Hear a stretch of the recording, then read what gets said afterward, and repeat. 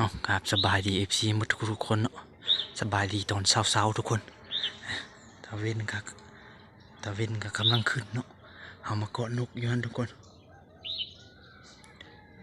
ยินเสียงนกป่ามันอยู่แถวห้วยน้ำอยู่ลุ่มพุ่นนะจากมันสิขึ้นมาบ่หรือว่ามันสิล่องไปทางห้วยน้ำไปลุ่มเลยเนาะ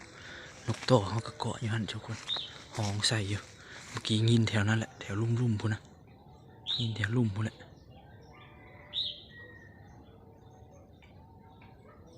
มื่อนี้ก็มาเคาะบังเก่าทุกคน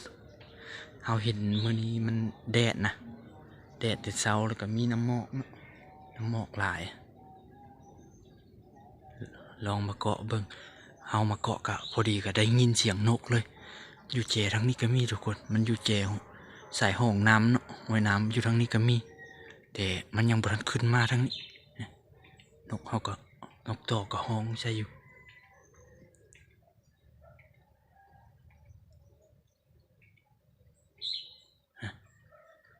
บินมันบินกายไปพุ่นแม่ก็มีคนนกต่อก็อยู่หันเด้ซึ่งกุไม้นี่แหละ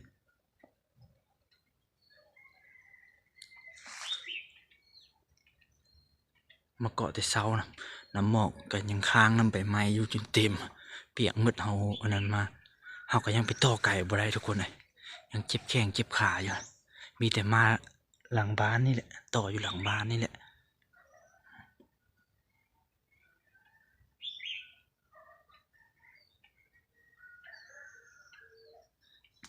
ยามันลงไปทางห้วยน้ำพุ่นเลยนะทุกคนมันเป็นสายห้วยน้ำไปพุ่นเนาะ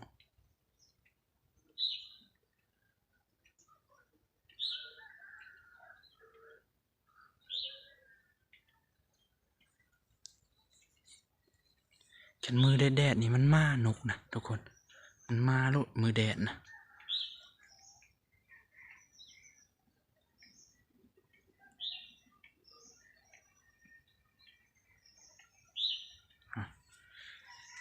บรรยากาศกะ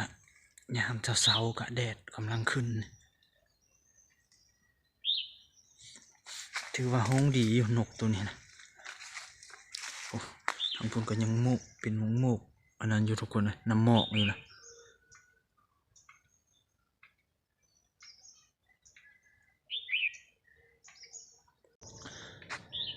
คนยานมันอันนั้นเลยทุกคนยานมันล่องไปทางห้วยน้ำพุ่นเลยเนาะนกนะบินพุ่นเลยเมื่อเช้าตอนเฮามาเกาะนกใหม่ๆนะห้องทั่วเลยแถวห้วยน้ำลุ่มนะเด็ยังยินห้องอยู่ยังอยู่พุ่นอยู่ทุกคนยังยินอยู่ห้วยน้ำมูเขียนไปทั้งนี้เลยบุมีบนเกาะเนาะบุมีต้นไม้เกาะนกมันเป็นสวนมันสวนให้เข้าเขา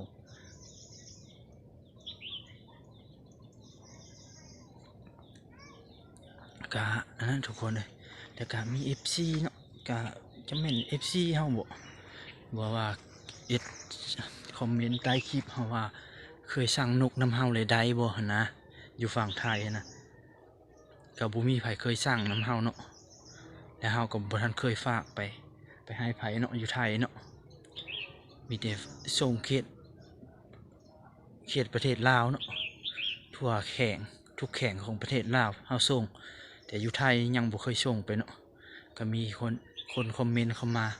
ว่าเคยสั่งนกเลยได้บ่นำเฮาก็ยังบ่มีไผเคยสั่งเนาะแล้วเฮาก็ยังบ่เคยฝากไปอยู่ไทยเนาะ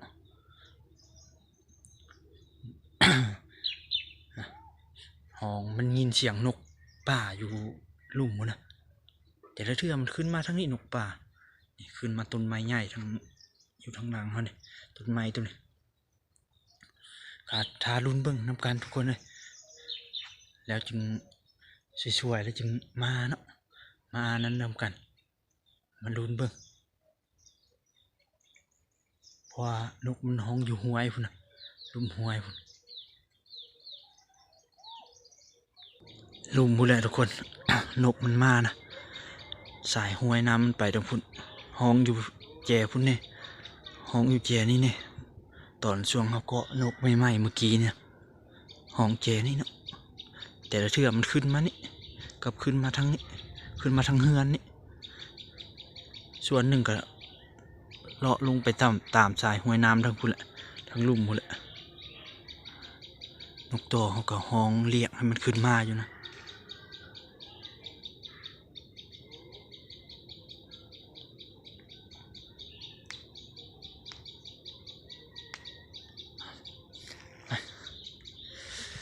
นกฮะยังตัวหนึ่งอยู่เฮือนั่นทุกคนตัวพาซิแบงนั่นแหละก็คนห่างกำลังป่งไม้นะตัวนั้นนะคนห่างกำลังป่งกำลังยาวแต่ว่ายังแห่อยู่ตั้งชื่อให้บักแห่เอาออกจากแดดยามไรก็ยังแห่อยู่นะแล้วจึงมาอันนั้นเนาะทุกคนเนาะไปลุ้นน้ำกันเนาะตอนนี้ก็อย่างเมื่อเฮือนนะอย่างนี้แววๆอยู่นกมันห้องทั้งหลุมนะจะมันจะขึ้นมาหานกต่อบ่ถ้าเบิ่งอ้าวสวยๆจะน้อยพวกนี้มันขึ้นมามันเลาะมันลิ้นอยู่นะลิ้นตามห้วยน้ำมันเนาะเอาทุกคนตอนนี้ก็ได้เวลาสมมาพาควรแหละก็สิไปยามเบิ่งพะเนียดเฮาเนาะเพราะว่ามื้อเช้านี่ก็มีนกมาอยู่แต่ว่ามันห้องอยู่ห้วยน้ำนะมันห้องอยู่ลุ่มห้วยน้ำเนาะเป็นสายน้ำแต่จักมันสิขึ้นมาหรือบุขึ้นเขากะบุยังบุหุเพราะว่าบุทันได้ไปเบิ่งกำลังสีไปเบิ่งตอนนี้แหละทุกคนมื้อนี้ก็แดดออกดีอยู่มื้อนี้ก็แดดออกดีอยู่ทุกคนเลยมีแดดแต่ว่าลมกับลมพัดก็ค่อยๆเนาะพอดีเย็นเนาะอากาศพอดีคักนะแดดก็อันนั้นอยู่มื้อเช้านี่ก็หมอกหลายอยู่ทุกคนเอาไปเกาะนกอยู่ฮั่นแล้วก็มันยินเสียงมันห้องแต่เช้าได้นกนะห้องตามห้องน้ำมันห้วยน้ำมันเนาะห้วยน้ำเขาเคยไปต่อหลายมือเขาจึงลองไปดักมันเบิ่งอยู่พุ่นมือนี้ดักอยู่เชิงบนเก่าทุกคนเลยก็ไปลุ้นเบิ่งนำกันทุกคนว่าสิมานบ่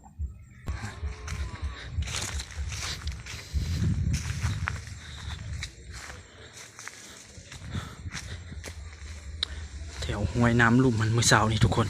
ห้องอยู่นกต่อเขากับห้องตอบอยู่นะแต่มันห้วยน้ำมาเนี่ยนะมันไปนะมันลงมาเนี่ยนี่มันโค้งนะห้วยน้ำนะมันมีป่าไผ่เลยป่าไผ่มันเรียบตามห้วยน้ำนกมันกับบินไปเนี่ยนะเพราะว่าทางนี้แค่มัน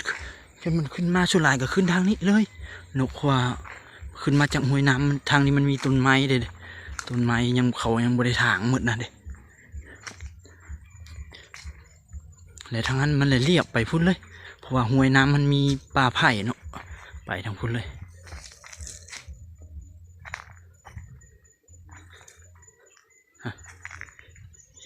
ยินเสียงนกเอาห้องปิ้วอย่าง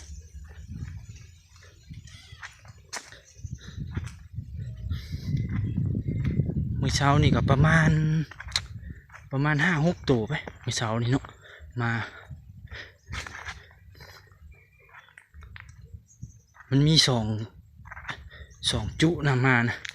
จุหนึ่งเลยห้องแก่พุ่นทุกคนพุ่นห้องแก่พุ่นมีต้นไม้มีอันนั้นนะอยู่พุ่นจุหนึ่งเลยห้องแก่นี่บางเขาเคยลงไปต่อนี่อยู่นี่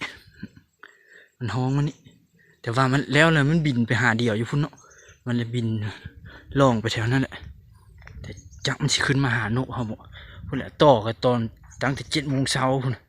ตอนนี้ก็2 โมงเลย2 โมงแรงเลยนะ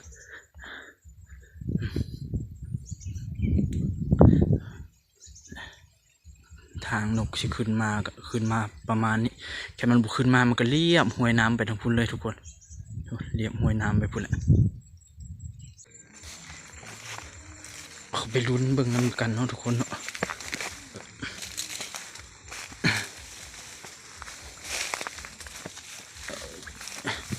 เพราะว่ามื้อเช้านี้ก็ห้องหลายอยู่นกนะมันอยู่ทั้งห้วยน้ำทั้งลุ่มเบื้องเฮาอันนี้พี่นะมันมีกกมากทุกคนมันเป็นมากขี้เล้ามากน้อยๆ น้อยก่อนหมากเล็บแมวแค่ทุกคนหูเนาะบางคนก็อาจจะหูเนาะหมากเล็บแมวเนาะหมากน้อยๆทุกคน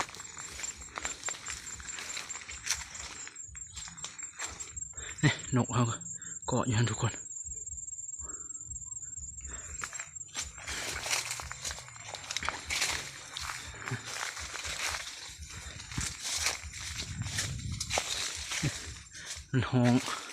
น้องไปฮะพังนั้นเป็นสวนยางเนาะเลยกะห้วยน้ำมันมีกกมากอยู่นั่นทุกคนอยู่ทางพุทธกกมากนะเป็นมากขี้เล้านกมักมักขี้เล้านะทุกคนนกเป็นประเภทนกหัวจุกนกปลอดแล้วก็นกจุกเหลืองนี่ดอกแตงนี่โอ้มักสุดเลยมักขี้เล้านะ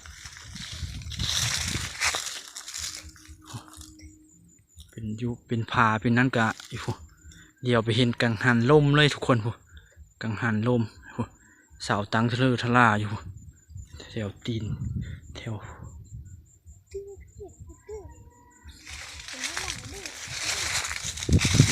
นกเขาก็เกาะอยู่นี่ทุกคน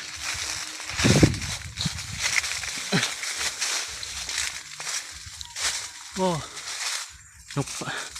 กป่าบุมาซ้ำทุกคนมันบุกขึ้นมาทั้งนี้ว้าวมือเสาห้องจนทั่วแล้วนะตอนเขาเกาะนกนะห้องตอบกับนกเขานะเปรี้ยวนกเขาก็ห้องแทห้องว่ามันบุกขึ้นเนาะมือบุกขึ้นกับบุกขึ้นมาได้ทางนี้นะมันลงไปทางห้วยน้ำเนาะมันบุกขึ้นมาแล้วกุกไม้ใหญ่นี่มันมาแต่เฮือนอายนั้นอยู่ทางพูนอายนั้นวังฮาว่าแหละเราเลี้ยงนกเขาแหละเป็น100-200แหละเราส่งขายนะเรามาขายยกเลยเนาะแล้วก็เฮากันนี่มาต่อรัดนี่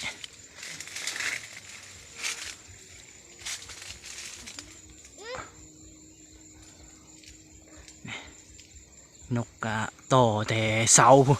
ตอนนี้ก็เปิดหมู่แม่12 โมงเลยเนาะตอนนี้ก็2 โมงเลยบ่าย 2เลยทุกคนเลยก็เสียเอานกลงมาเนาะแล้วก็เมื่อเนาะทุกคนตอนนี้ก็มาหดเฮือนเลยทุกคนเสียไปเกาะไว้แคมนกตัวนั้นนะตัวนั้นก็กำลังงามทุกคนเลยตัวว่าสิแบ่งให้ FC ฟรีๆนะกำลังงามคนกำลังขึ้นเลยคนห่างก็มุ้งโป่งไม่คนแหละมือนี้บ่ได้มือหน้าเจอกันไหมทุกคนเลยต่อมึงเชื่อมือหน้าสิลงไปต่อบนไม้เนาะแค่บ่เจ็บขาเฮง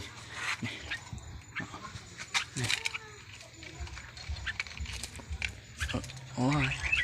นั่นเห็นเดียวเลยเริ่มเลยได้อ้าวเกาะยากแท้นี่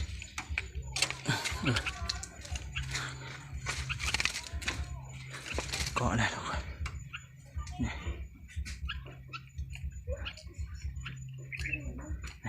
มันอยากห้องใส่อยู่เลยแต่มันแห่นะตัวนี้นะตัวนี้มันแห่เนาะตัวนี้นะ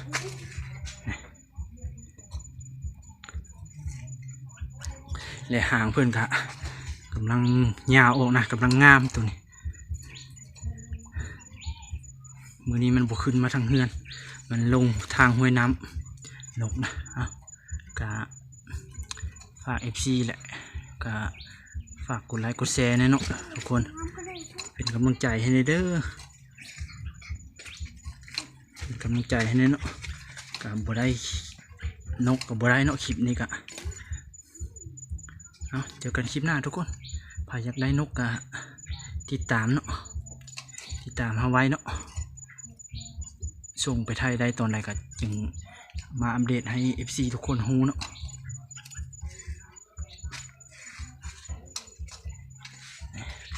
นกต่อก็ตากแดดแต่เช้าจนบ่าย 2กระทนสุดเลยเจอกันคลิปหน้าทุกคน